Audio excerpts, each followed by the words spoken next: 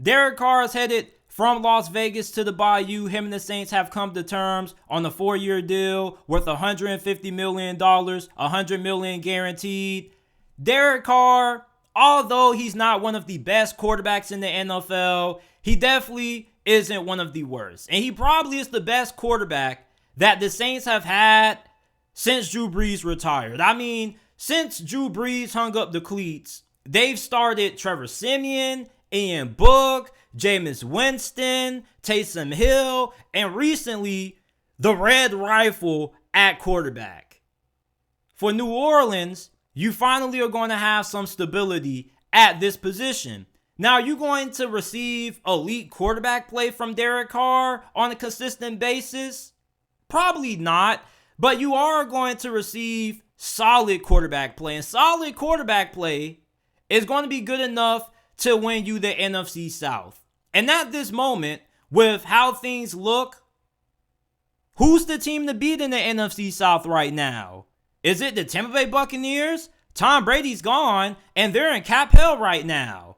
You really are going to put your faith in Todd Bowles and Kyle Trask? Yeah, I'll pass on that.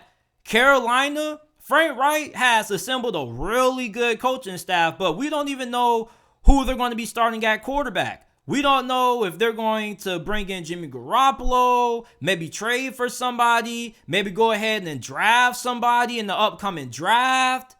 And then you have the Atlanta Falcons, and Desmond Ridder showed a little bit of promise, but there's still a lot that we need to see out of him.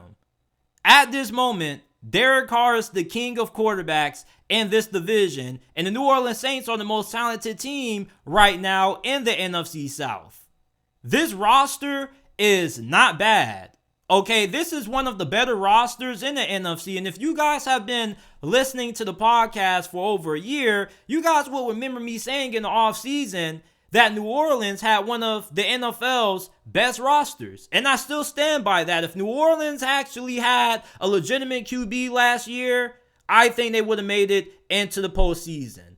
Yeah, I still have my reservations about Dennis Allen as a head coach, but I don't think he was all that bad. I really just think that the quarterback situation was just a big mess.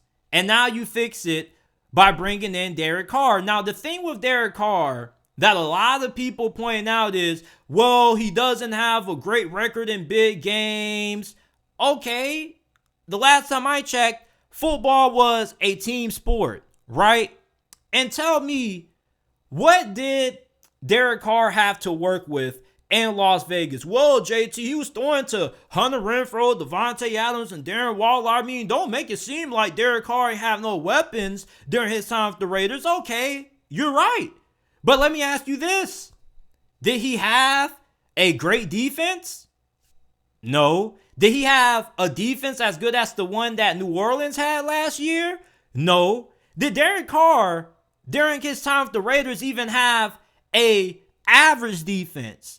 No, this is coming from an organization that has still struggled to find a franchise cornerback. And they've been drafting corners and guys in the secondary for how many years, and they still can't get it right? I mean, I'm not trying to excuse Derek Carr from any of the blame during his time in Las Vegas, okay? But I just think that when you look at Derek Carr, you look at the situation that he was in with Josh McDaniels and the Raiders last year, it just wasn't a good fit. And even him and John Gruden kind of struggled to make things work at times. He's going to an organization that wants him, that's embracing him, and he has a pretty good group around him to be successful. The offensive line is pretty good. At wide receiver, maybe you have Michael Thomas. You never know when it comes to Michael Thomas. It seems like every offseason, we're talking about Aaron Rodgers, and then on the side, we're quietly talking about Michael Thomas.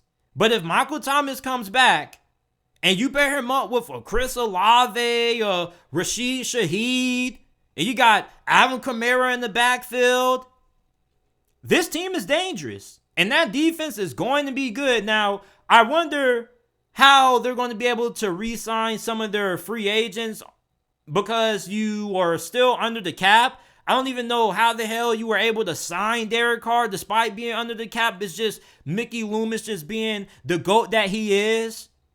But Derek Carr with New Orleans, man, I think this team ends up making it to the playoffs. And I know that it's really early into the offseason to be giving out predictions, but the Saints roster is pretty much set.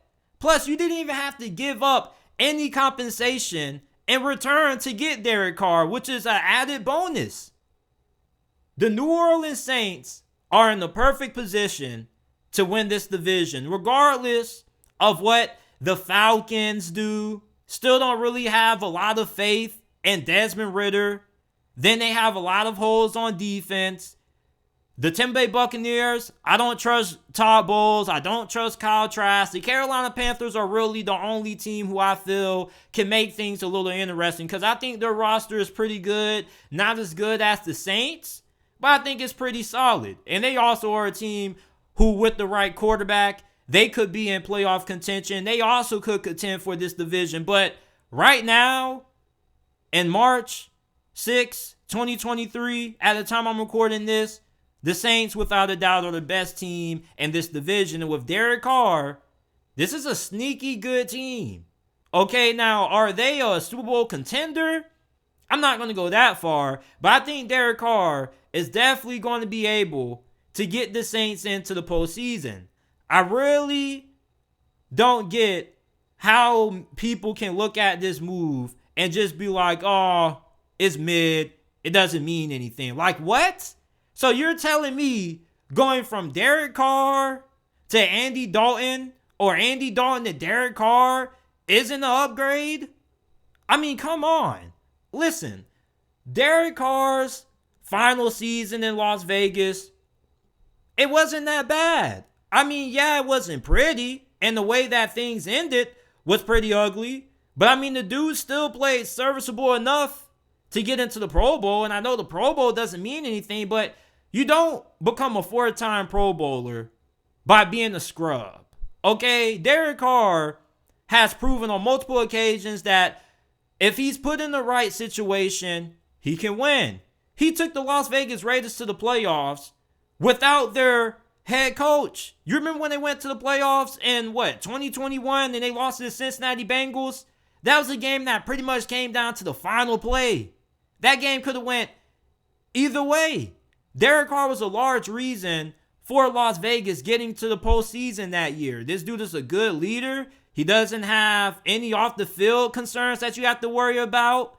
And yeah, you probably would prefer somebody a little bit more flashier at the position. Like, of course, if Saints fans had the opportunity to pick the next quarterback and it was between Lamar Jackson and Derek Carr, of course we know who's winning that one.